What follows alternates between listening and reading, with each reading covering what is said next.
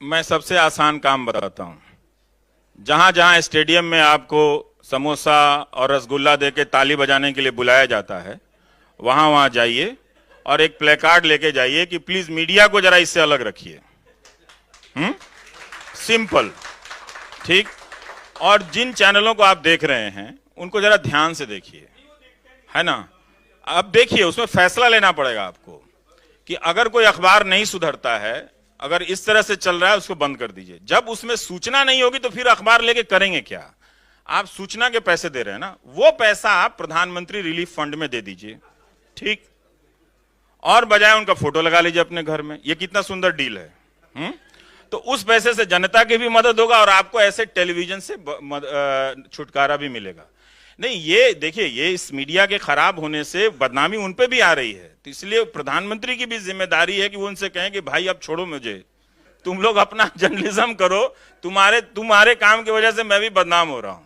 तो उनको ये बात समझना पड़ेगा। लेकिन अब वो खेल इतना आसान रहा नहीं, अब वो नहीं टूटने वाला है। तो बहुत मुश्किल चीजें हैं, इसको आपको समझना पड़ेगा। हालांकि आपके गुजरात में तो फिर भी देखिए, मुझे जो पुरस्कार मिला मैग्सेसे अवार्ड, आपको पता है हिंदी के अखबारों ने छापा नहीं, है ना। ये क्या है? हाँ, टाइम्स ऑफ इंडिया में। और मैं तारीफ करता हूं, सारे गुजराती अखबारों में तो ऐसा था जैसे लग रहा था मैं पैदा बड़ौदा में हुआ हूं, है ना। आप बड़ौदा के हैं और इतना प्रोफाइल मेरा छप रहा था हर दूसरे दिन। मैंने कहा अभी भी छप रहा है ये।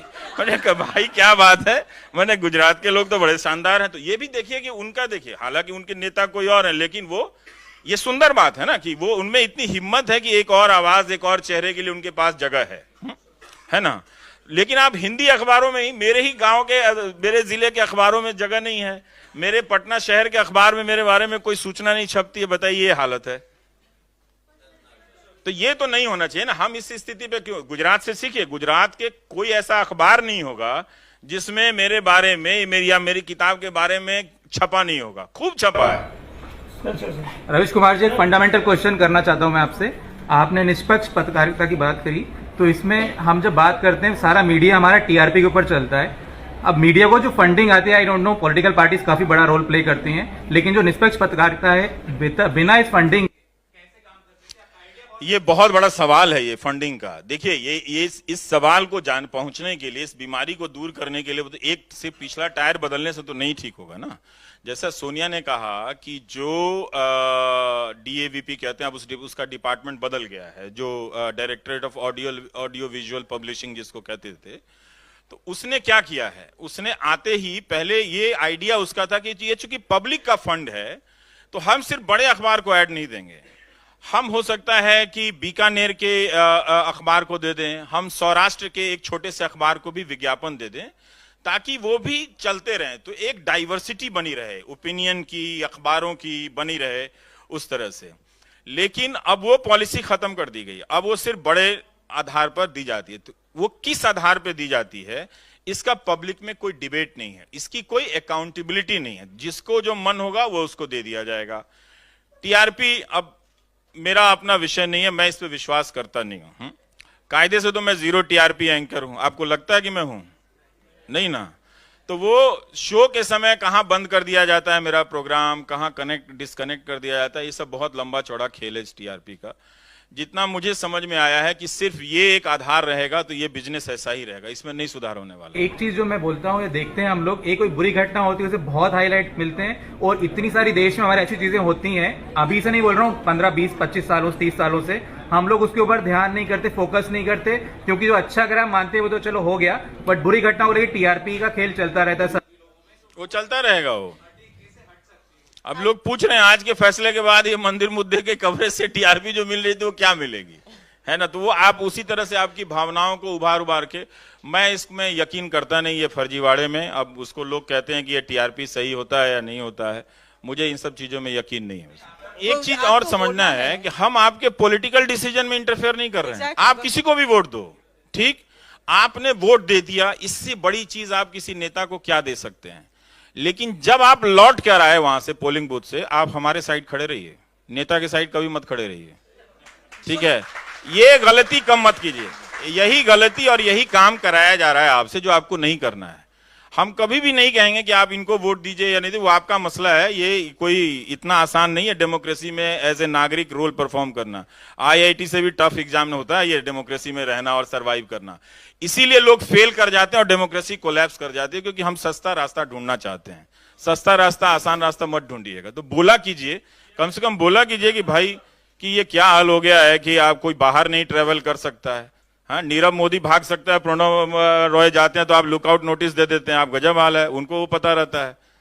निकल रहे हैं, एम्प्लॉइज वो हो रहे हैं, अभी रेलवेज को भी प्राइवेटाइजेशन में डाल रहे हैं, एयरपोर्ट्स को भी प्राइवेटाइजेशन।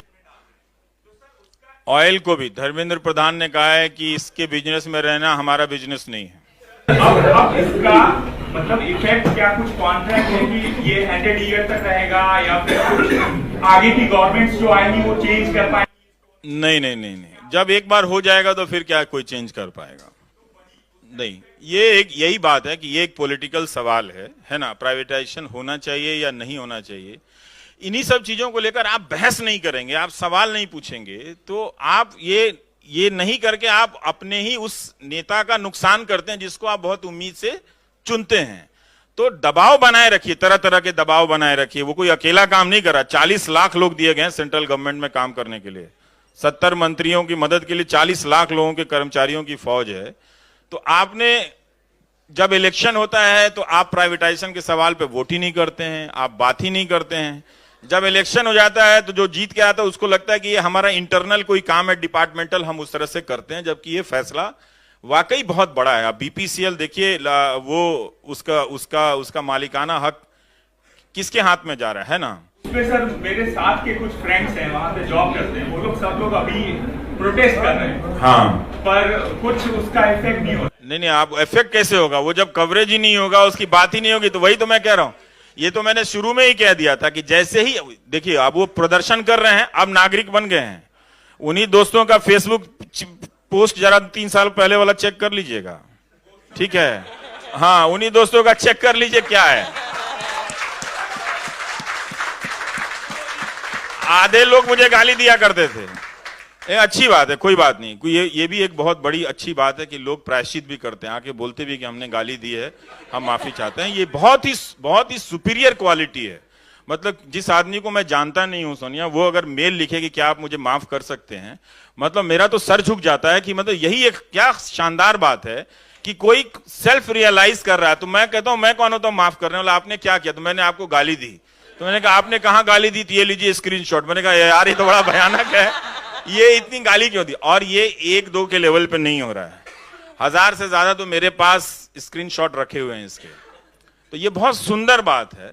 तो लेकिन जब वो आपके दोस्त लोग अब नागरिक बन रहे हैं, प्रदर्शन कर रहे हैं, सरकार को अपनी आवाज सुनाना चाहते हैं, यही बात है। फिर सरकार सही है या गलत है उस पर फैसला लेगी, लेकिन अब वो मीडिया के लिए नहीं है। लेकिन यही वो 2014 के पहले अगर वो प्रदर्शन कर रहे होते तो वहां पे 50 कैमरे लगे।